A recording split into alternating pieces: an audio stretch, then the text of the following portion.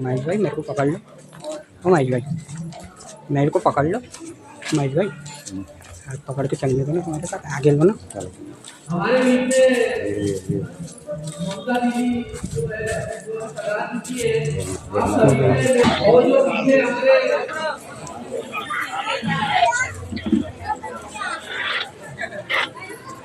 मेरा सभी से निवेदन है, थोड़ा आग्रह है आप सभी से कि स्थान अपना अपना ग्रहण करें। पूजनीय मां श्री ममता दीदी आज जी हमारे बीच पधार चुकी है और संत जी से भी मैं निवेदन करूंगा कि वे मंच में आने का कष्ट करें। दीदी जी से मैं निवेदन करूंगा कि मंच में अपना स्थान ग्रहण करें।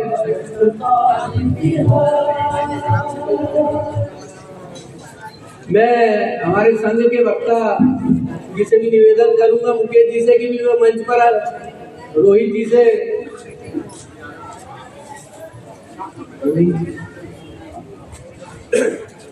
हमारे संघ के वक्ता रोहित जी से निवेदन करूंगा कि वो भी मंच पर स्थान ग्रहण करें।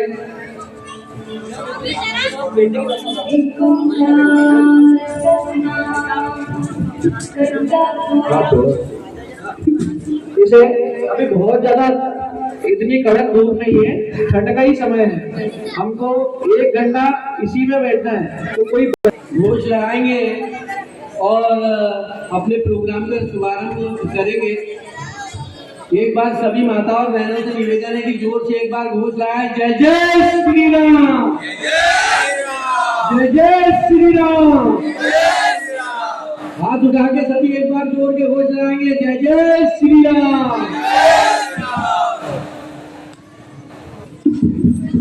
हमारे बीच में संध्या, ये बच्चों को शुभम जी थोड़ा सा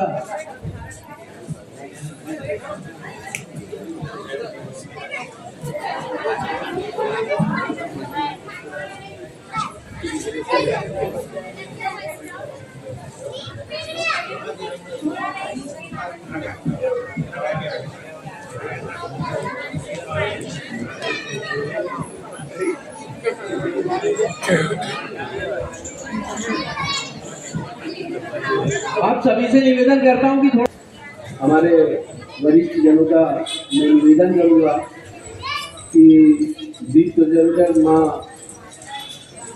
तो दीप प्रज्वलन का ये करेंगे हम। थोड़ा सा समय हो चुका है, उसके लिए हम सभा जाएंगे।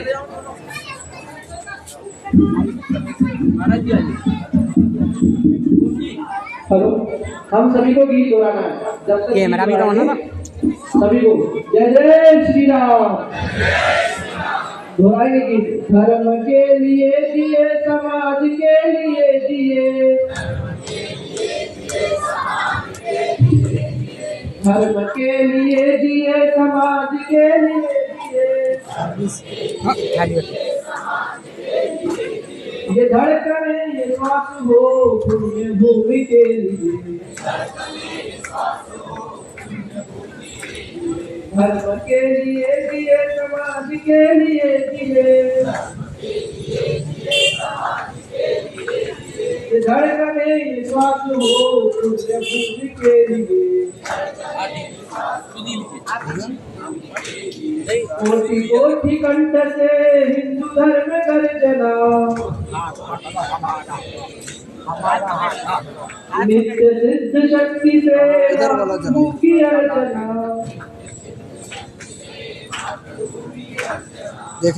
शक्ति कलियुगे सुधा धर्म के लिए, धर्म के लिए जिए, समाज के लिए जिए।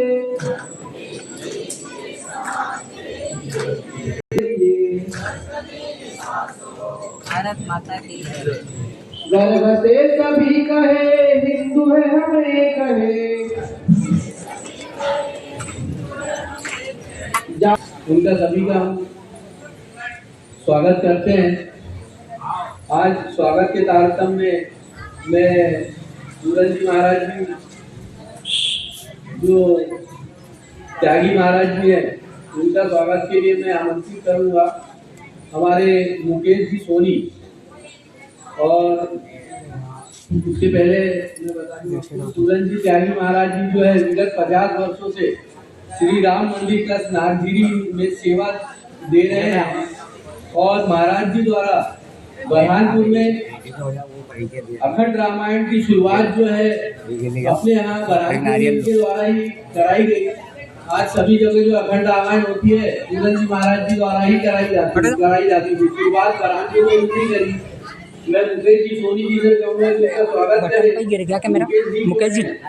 हमारे गौ सेवा मैं बोल रहा हूँ ना, गिर गया। गौ सेवा जिला उपनगर में मुझे महाराज के सदस्य हैं और मुझे महाराज समिति द्वारा इसके भी हमारे सदस्य हैं। हमारे बीच में दीदी माँ उपस्थित है, ममता दीदी, जिनका स्वागत में हमारे शोभा पाटीदार हमारे यहाँ के जो मंदिर समिति है उनके महिला मंडल समिति के अंदर भजन मंडली जो है हमारे यहाँ की, उनसे भी मैं कहूँगा दीदी जी के बारे में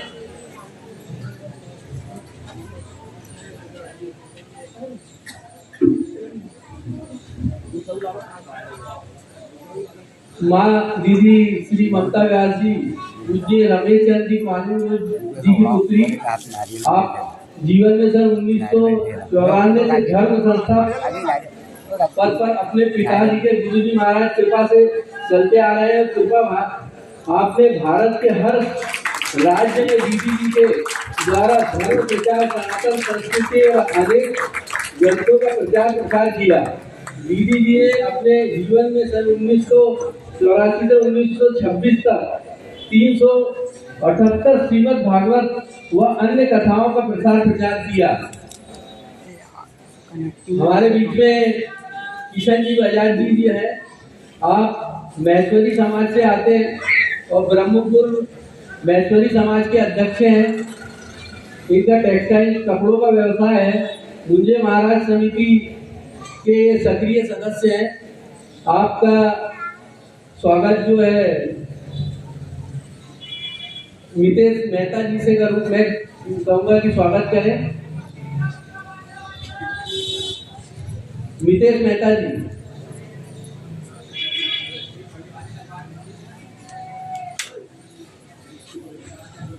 हमारे अभिमन्यु बस्ती के स्वयंसेवक है ये। इनके सभी स्वयंसेवक हमारे जो है उनके अथक प्रयासों से आप सभी तालियों में इनका स्वागत करें। विजय जी आपने करते हैं। आप नेहरू मॉन्टेसरी में शिक्षकरत है। आपने 35 वर्षों से नेहरू मॉन्टेसरी स्कूल में सेवाएं अपनी दी है और आप फिजिक्स केमिस्ट्री में उस्माना यूनिवर्सिटी से गोल्ड मेडलिस्ट हैं। आपका स्वागत। छाया सुखदाने जी से मैं निवेदन करूंगा कि इनका स्वागत करें। सुखदाने परिवार हमारे मोहल्ले में काफी समय से, यानी ये समझ लिए कि पीढ़ी दर पीढ़ी संघ परिवार से जुड़े हुए हैं।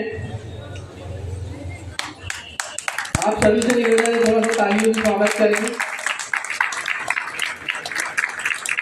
सुखदाने परिवार जी के बारे में बताना चाहूंगा मैं कि इनके जो दादा थे वो जनसंघ से जुड़े हुए थे और काफी बरहानपुर में संघ प्रचार में कहिए हर कार्य में संघ के हमारे सबसे पुराने स्वयंसेवकों में से एक थे।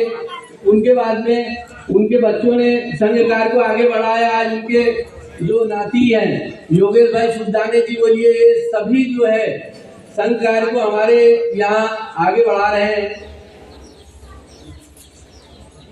इसके बाद में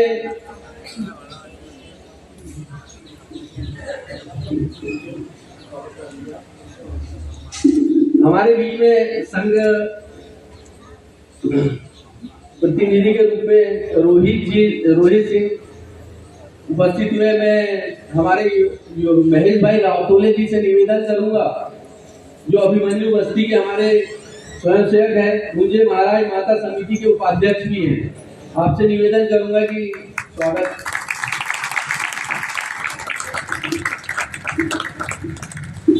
पीछे के भी आएगी, पीछे के भी आएगी कैसे जैसे अपने फोटो आएंगे ना, घुमा लेगा ना। ये तो सामने स्टेज पे फोटो के लिए कि सामने स्वागत कर रहे हैं ना, वो ऐसे सामने पीछे पीठ आ गई ना तुमने, ऐसे स्वागत करना तो सामने से फोटो आ जाता साइड से होके।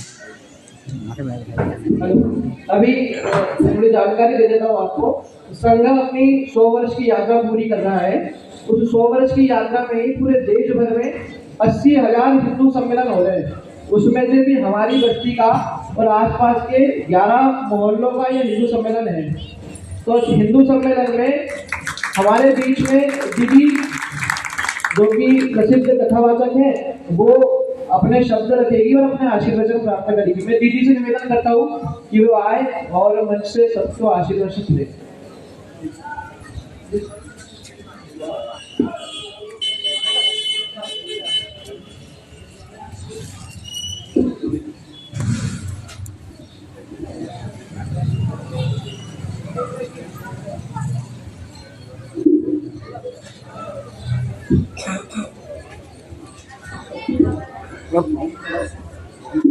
हरीश भाई जरा माइक देख लो ना जरा, वो आगे आ जा। हरीश भाई इधर से आओ, इधर से आओ, आगे चले जा रहे हो देखना जरा।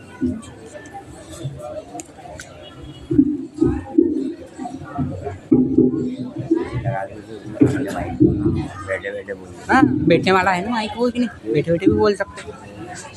होगा ने बोला ना उसको, ठीक है।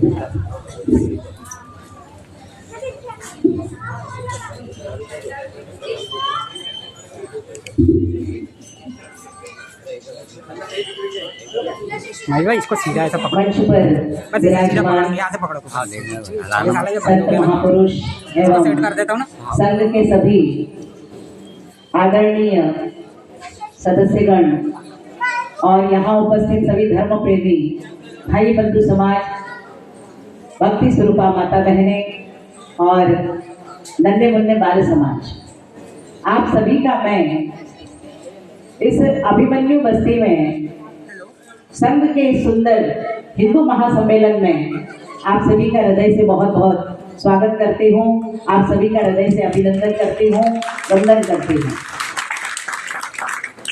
मैं कथावाचक हूँ, मुझे 2-3 घंटा बोलने की आदत है, लेकिन मैं बहुत कम समय में अपनी बात आपके समक्ष रखने का प्रयास करूंगी। ज्यादा समय न लेते हुए बहुत क्लियर लहरों जो मेन मुद्दे की बात है वो कहकर के मैं अपना विषय आपके सामने वो रखूंगी। अपना वीडियो इसमें रिकॉर्ड हो रहा है। आज हमारा संघ जो है वो शताब्दी महोत्सव मना रहा है। 100 वर्ष पूर्ण होने पर एक आनंद महोत्सव मना रहा है। तो आइए उस उपलक्ष्य में मुझे आपके बीच में कुछ उद्बोधन करने का सुअवसर प्राप्त हुआ है। तो मैं भगवान कृष्ण का नाम लेकर के, भगवान राम का नाम लेकर के अपने उद्बोधन को प्रारंभ करती हूँ। कृष्णाय वासुदेवाय हरे परमात्मने प्रणतः क्लेशनाशाय गोविंदाय नमो नमः। बोलिए गोपाल कृष्ण भगवान की। रामाय रामभद्राय रामचंद्राय वेधसे रघुनाथाय नाथाय सीताया पतये नमः। बोलिए सियावर रामचंद्र भगवान की। भारत माता की, भारत माता की, भारत माता की। सत्य सनातन हिंदू धर्म की, सत्य सनातन हिंदू धर्म की। आज हमारे पूरे भारत में हिंदू सम्मेलनों के द्वारा एक सुंदर संदेश समाज को दिया जा रहा है। सम्मेलन का अर्थ ये नहीं है कि हम यहाँ आए, एकत्रित हुए, भाषण को श्रवण किया, भोजन प्रसादी ग्रहण की और अपने अपने घर जाकर के वापस अपने कार्य में लग गए। इसका ये संदेश नहीं है। हिंदू सम्मेलन का संदेश है कि हम जिस राह से आज भटक गए हैं उस राह पर वापस हमको जाना है, क्योंकि आज हमारा समाज, हमारे बच्चे, हमारा परिवार, हमारा गांव, हमारा देश, हर नागरिक 100% में से 50% भटक रहा है। तो जो हमारे हिंदू भाई बहन भटक गए हैं राह से, उन्हें सही राह पर लाना हमारा मेन उद्देश्य है। उनके हृदय में सोई हुई चेतनाओं को जगाना और राष्ट्र भक्ति के प्रति, देशभक्ति के प्रति, समाज की भक्ति के प्रति, मनुष्य के कर्तव्य के प्रति उनको सजग कराना है, उनको जगाना है। ये हमारा पहला कर्तव्य है। क्योंकि रामचरितमानस में गोस्वामी तुलसीदास जी द्वारा एक बहुत सुंदर चौपाई कही गई। गोस्वामी जी कहते हैं, बड़ो भाग मानुष तन पावा, सुर दुर्लभ सतग्रंथ गावा। राम सिया राम जय जय राम, राम सिया राम जय जय राम। बड़ो भाग मानुष तन पावा, सुर दुर्लभ सदग्रंथ गावा। हर ग्रंथ, हर पंथ एक ही राह बता रहा है कि घोड़ा, कुत्ता, बिल्ली, गधा, सुअर बनना आसान है, लेकिन मनुष्य बनना बहुत मुश्किल है। और अगर मनुष्य हम बनकर के आए हैं तो मनुष्यों के जो कर्तव्य हैं, हमारे सनातन धर्म के जो कर्तव्य हैं, उस कर्तव्य पर चलना ही मनुष्यता है। हम लोग गर्व से कहते हैं हम हिंदू हैं, गर्व से कहो हम हिंदू हैं, लेकिन हम हिंदू कब हैं? हिंदू शब्द की परिभाषा क्या है? हिंदू और हिंदुत्व दोनों में थोड़ा सा अंतर है। हिंदू का मतलब है कि जिसको हिंसा देख करके दुख हो वो खरा हिंदू है। प्रेम से बोलो जय सिया राम। जिसको हिंसा देख करके दुख हो रहा है वो सही मायने में हिंदू है। अगर हिंसा देख करके आपके हृदय में जरा सा भी दुख नहीं पैदा हो रहा तो हम हिंदू के नाम पर कलंक है। प्रेम से बोलो जय सिया राम। अब हिंदुत्व की बात करेंगे। हिंदुत्व मतलब क्या? हिंदू तो समझ में आ गया। क्या हमारे आज समाज में बहुत बड़ा संकट है। उस लव जिहाद के संकट से बचाने के लिए हम क्या कर रहे हैं?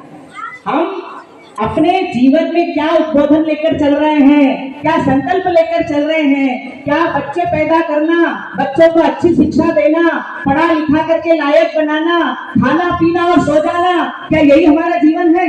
बोलो ना, क्या यही हमारा जीवन है? अगर यही हमारा जीवन है तो ये घोड़ा, कुत्ता, बिल्ली, सुअर सब यही काम कर रहे हैं, बच्चे पैदा कर रहे हैं, खा रहे पी रहे हैं और सो जा रहे हैं। पर ना हम पक्षी, ना हम पशु, हम मनुष्य। हम पशु पक्षी थोड़ी, हम मनुष्य हैं। तो मनुष्य को एक संगठन की आवश्यकता पड़ती है, क्योंकि अकेला मनुष्य जीवन में कुछ नहीं कर सकता। भगवान राम की तरफ जाएं, भगवान राम के जीवन की तरफ जाएं तो आप देखेंगे कि भगवान परमात्मा प्रभु श्री राम ने जब संघर्ष ली है अपने प्रभु के प्रति, अपने कार्य के प्रति, अपने कर्म के प्रति, इसलिए आज सारे जाति का भेद भुला करके, पंथों का ऊंच नीच का भेद भुला करके हमको केवल हमारे धर्म के लिए जीना है, कर्म के लिए जीना है, परिवार को सुधारना है और परिवार को सुधारने के साथ गांव को सुधारना है, गांव को सुधारने के साथ हमारे देश के भटके हुए नौजवानों को भी सुधारना है। हिंदुत्व का मतलब क्या है? मनुष्यता, हिंदुत्व हम कहते हैं ना, हिंदुत्व मतलब हिंदू तत्व। हिंदू तत्व, तत्व का मतलब क्या है? जड़ तक पहुंचना। तत्व का मतलब है जड़। हिंदू तो सब है, सनातनी हम सब है, लेकिन हम उस तत्व तक पहुंचे जहां मेरे प्रभु श्री राम पहुंचे, जहां मेरे कृष्ण पहुंचे, जहां पर महान शिवाजी पहुंचे, जहां हमारे देश के पराक्रमी वीर पहुंचे। हमको वहां पहुंचने का प्रयत्न करना चाहिए, क्योंकि ये जीवन हमको बार बार नहीं मिलेगा। आज आपके घर में छोटे छोटे बच्चे, नन्हे मुन्ने बच्चे, माताएं यहाँ बैठी है। कल जहाँ हमारा उद्बोधन था वहाँ 5000 लोगों ने हमको सुना। हमारे रेणुका बस्ती में जब कल सम्मेलन हुआ तो 5000 लोगों का भोजन भी था और 5000 लोगों ने सुना भी। ठीक है, जितनी भी संख्या में हम यहाँ हैं, बस हमको यहाँ से ये लेकर के जाना है कि यहाँ से जाने के बाद हमारे बच्चों में भी क्रांति आए, हमारी बहू बेटियों में भी विचारों में क्रांति आए, हमारे युवा भाइयों के विचारों में भी क्रांति आए। क्योंकि अब समय जो आगे आ रहा है ना, वो बहुत खतरनाक है और बहुत विकट परिस्थिति वाला समय है। अगर उस समय में अपने परिवार की रक्षा करना चाहते हो तो उन्हें आज से, इसी समय से आपको ज्ञात कराना होगा राम कौन थे, कृष्ण कौन थे, शिवाजी कौन थे, महारानी लक्ष्मीबाई कौन थी और किन महापुरुषों ने अपने प्राणों की आहुति देकर के इस देश को और जल्दी बर्बाद होने से कोई बचा नहीं पाएगा। इसलिए सावधान हो जाइए, क्योंकि हमने भारत की भूमि पर जन्म लिया है। ये भारत की भूमि को हम भारत माता क्यों कहते हैं? क्योंकि हमारी भारत की भूमि पर ही देवताओं ने जन्म लिया है, महापुरुषों ने जन्म लिया है, संतों ने जन्म लिया है, वीरों ने जन्म लिया है। इसीलिए भारत की भूमि को माता कह करके संबोधित किया गया। आपने कभी सुना क्या लंदन माता की जय हो, अमेरिका माता की जय हो? सुना है कभी? ना कभी सुनोगे। क्यों? क्योंकि भारत माता की जय इसलिए कहा गया क्योंकि भारत की भूमि वंदन की भूमि है, त्याग की भूमि है, अभिनंदन की भूमि है। और मरने के बाद भी अगर हमारी अस्थियों को गंगा में बहाया जाए और कान लगा करके सुना जाए तो वो अस्थियां भी यही कहेगी भारत माता। एक नियम बनाए कि हर मंगलवार और हर शनिवार कम से कम 20 माताएं, 20 पुरुष, 20 नवयुवक, 20 बच्चे जमा होकर के हनुमान चालीसा का पाठ करें और प्रखर वीरतापूर्ण उद्बोधन समाज को करें। क्योंकि सतत वीरतापूर्ण उद्बोधन हनुमान चालीसा का पाठ अगर हर महीने किया जाएगा तो मजाल है कि विधर्मी हमारी तरफ तिरछी आंख करके भी देख ले। हमको किसी से बुराई नहीं लेनी, हमको केवल हमारा कद ऊंचा करना है। इतना ऊंचा हो जाओ कि सारे विधर्मी हमसे नीचे हो जाए। अपना कद ऊंचा उठा लो, अपने आप को कमल के फूल की तरह बना लो, क्योंकि कमल का पुष्प खिलता कीचड़ में है लेकिन वो कभी गंदा नहीं होता। प्रेम से बोलो जय सिया राम। कमल का फूल खिलता कीचड़ में है लेकिन गंदा नहीं होता। क्यों? क्योंकि उसका संबंध उस जल में, उस कीचड़ में रहने वाले जल तत्व से होता है। तो हम हिंदुओं का संबंध जब तक हमारी जड़ चेतना अर्थात हमारे धर्म पर नहीं होगा, हमारे धर्म से नहीं होगा, तब तक हमारा श्रेष्ठ कर्म का उद्घोष नहीं हो सकता। इसलिए बस इतना ध्यान